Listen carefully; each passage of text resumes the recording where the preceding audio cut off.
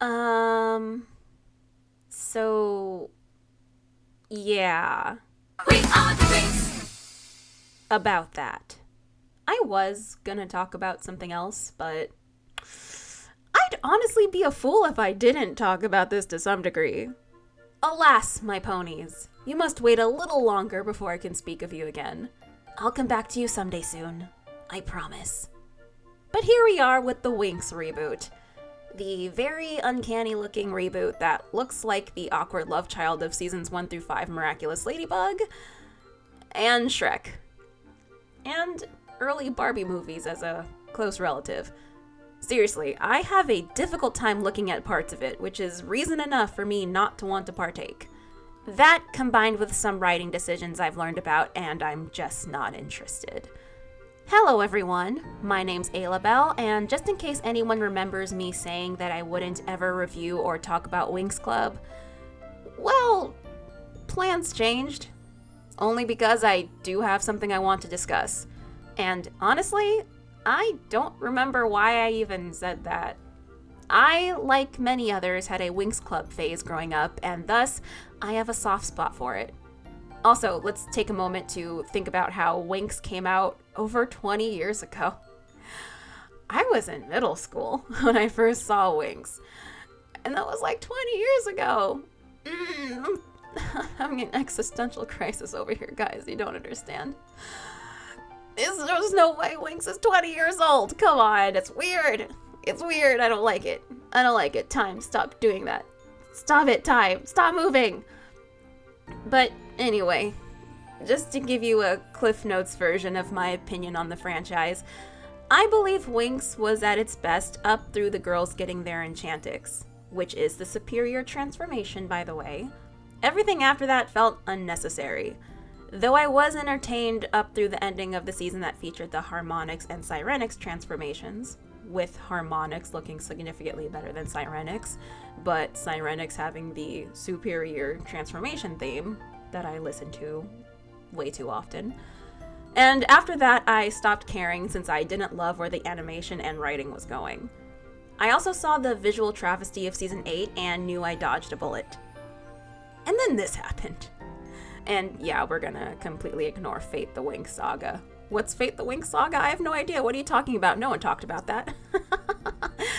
Anyway, look, I'm not actually here to rag on the reboot. You know, the CGI thing that we're dealing with at the moment. Like I said, I won't partake in it, so I'll leave the diehard fans to make their rant and analysis videos about it. And for those who are enjoying it, more power to you. Glad you're having a good time. No, I'm here to discuss something that's bothered me about the Winx Club world building, even in the original series. And that is, what exactly is a fairy? What is a witch? What is a nymph? And the question is mainly for the context of Winx Club. In the grand knowledge of society, yes, I do know what a fairy is, and I know what a traditional witch is. I just mean in the context of Winx Club. How exactly are the writers defining fairy, witch, nymph, and all the such like creatures? Because the lines are actually a lot more blurred than I would prefer they be. The immediate answer to the first two seems obvious at first. Fairies use light or positive magic, and witches/warlocks use dark or negative magic. But it's not actually that simple. Okay, so if you are a person with magical powers, you are initially put into Category 1 or Category 2 based off of vibes, I guess. If you're sweet and nice and like to wear pastels and bright colors, you're a fairy. But if you're kind of grumpy, rude, goth, or alternative, you're a witch. This tends to lead to the conclusion that if you are a fairy, you are good, and if you are a witch, you are bad. But that's not true. Griffin, the head of Cloud Tower, is a witch, and she's a pretty decent person for the most part, and we've had nasty fairies with bad attitudes like Diaspro, not to mention how Bloom became a dark fairy. Granted, the latter happened through shenanigans, but if fairies are only fueled by positivity and good vibes, then shouldn't Diaspro and Dark Bloom be witches? Then that suggests that being a witch or fairy is genetic. That's the only way this makes sense. But then you have Murda, who throws a wrench into everything. Everyone, meet Murda. She's a nice witch who doesn't feel the need to be unnecessarily cruel or spiteful. She's also kind of meek. She eventually quits being a witch and attends Althea and becomes a fairy. Wings and all. What? So, we are back to the original idea that fairies are simply magic users with good vibes and intentions, with the opposite being witches. But then, Diaspro and Dark Bloom exist. What is happening? Of course, I could easily be overthinking everything, and it could simply be a difference between the types of magic being used. Dark magic is for witches, and light magic for fairies. However, the types of magic that exists is so diverse and so lacking in fundamental distinction that it seems wrong to just say any and all magic is either one or the other. But it also seems like the kind of magic you possess is specific to the individual, as in they can't really choose what they get. Like, Icy has ice magic. Is ice magic inherently dark magic? Bloom has fire magic and she's a fairy. Yes, it's dragon flame, but fire nonetheless. That could easily be interpreted as dark in the right context. In fact, you can warp all of the Winx's powers into dark or evil versions of themselves. It's really all about intent. Icy could easily use her ice for good, so what makes it witch magic exactly? It all seems like it's less about the type of magic and more about vibes and intent more than anything else. So, with all that in mind, magic is 100% genetic. That is firmly established. But while the magic itself is genetic, the biological part is not necessarily how it's physically expressed. The physical expression might just be a personal choice. I think it's quite literally, if you want to be a witch, you are one, and if you want to be a fairy, you are one. How the heck that determines if wings come out of your back or not is beyond me, but suspension of disbelief, I guess. Maybe fairies have wings because they think they're cute? But that's not entirely true because fairy wings evolve based off of how advanced you are. And if wings don't work, fairies can't fly, whereas witches can just levitate. Also, if fairies have magical evolutions, shouldn't witches have natural magical evolutions as well? Why are fairies more special? If they are technically the same and the difference is merely personal preference, then there should be a balance. That is, unless the universe is insinuating that fairies are more natural than witches, as in, if you decide to become a witch, your magical growth is stunted because you aren't meant to go down that path. Whereas, if you're a fairy, you can change and evolve and be a bigger contributor to society. But if you're going to be magically stunted, why choose to be a witch? Why not just keep your edgy style and be a fairy? Is it just because fairies have the association of being too girly and the witches are too cool for that? There has to be some benefit to choosing the weaker option. It all makes no sense. I'm not even going to consider the nonsense of the reboot where the school admin gets to determine if you're a fairy or a witch/warlock. Again, mostly based off of vibes. And by vibes, I mean the magic or potential they sense inside of you. That adds a level of complication that I don't really want to think about. But I will anyway. How does that even work?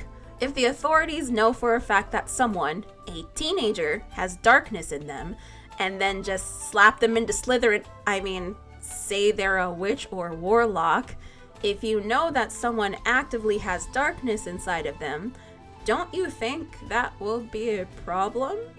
Shouldn't we be helping this person? They're presenting it like it's a problem, in which case, why are we encouraging nurturing these dark powers and emotions? Won't this be a problem later on? Hasn't it already technically been a problem? You're creating your own enemies. At least the schools for good and evil were aware of what they were doing. This is just insanity. You could make the argument that both darkness and light are necessary for balance in the universe or whatever, but this still seems dumb. And You're taking away students' rights to choose their own path and choose their own magical self-expression, which is equally dumb and has every reason to come back and bite you in the butt. But again, I'm not considering the reboot, just the original story of Winx. So we don't need to think about that new addition to the world building. Speaking of which, and then there's Daphne and a few others who are nymphs. What the heck even is that? That's never explained. If I had to guess, Daphne used to be Daphne. 2 syllables, not 3 syllables. Anyway, Daphne used to be a fairy. Daphne. Why is that name hard for me to say? If I had to guess, Daphne used to be a fairy and then became a nymph somehow. Is a nymph just a special type of fairy? As in a new title? Or is it something completely different? It's like they just wanted to use different mythological words and didn't want to expand on what those things mean. It's like, oh, nymph sounds cool. Let's just call her a nymph because she's special, I guess. Am I thinking too hard about all of this? Probably. But I need answers, Rainbow. I need answers. Hey guys, this is Aloe in the editing process, roughly a week or so after this script was first recorded. I figured that if I was going to critique the writing of this show this heavily, it would be wise to, at the very least, add solutions along with the criticisms. It might be too late for Rainbow to make sense of their own lore, but it's not too late for all future storytellers. In the context of Winx, there's actually a few different ways you can define a witch and a fairy. And a nymph too, I guess, but I want to just focus on the first two since they're so prominent in the series. They could have just kept it easy and say that you're either born a witch or a fairy and have actual differences in their magic that distinguish the two. You know, besides the presence or lack of wings. Heck, if you still want to keep the element of choice in there, it's still important to distinguish, at the very least, the different types of magic. I.e., if you study this, you'll become a fairy, and if you study this, you'll become a witch. And these criteria have to be so defined. Think of it like a skill tree in an RPG or similar kind of video game. You take a certain path and you get certain consequences. If they want to keep the idea that witches are the darker sect, then it has to go beyond intent. Or maybe not? I don't know, maybe Winx should have just doubled down on the idea.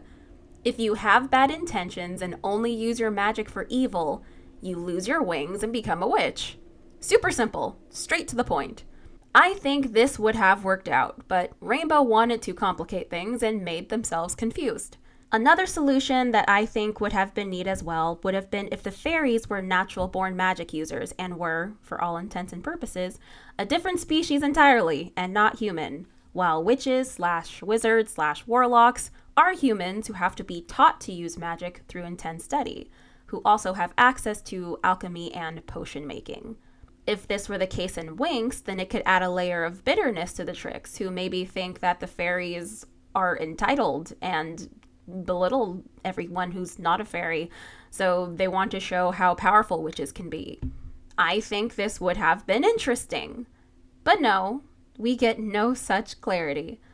Winx will continue to have blurry lines between their main magic species, and it's a shame. Especially with how, fun Winx is, at least the original Winx. Nevertheless, I hope this section was helpful to someone out there.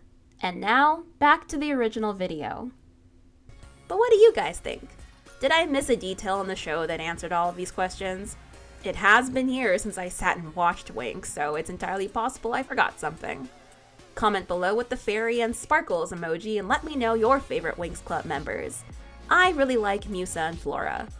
I'd also like to thank my magical channel members and patrons for being such a blessing, and a special shout out to Effie and Merely a Cat for being particularly enchanting. I will now use my magical powers to entice you to press the like button and subscribe to add to the good vibes. You'll reap the rewards if you become a patron or channel member. All of the cool links are below in the description. By the way, I'm still hosting a GoFundMe to help with a loan and some other bills I'm dealing with.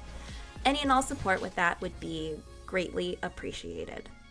But as for now, that's all there is. There isn't any more.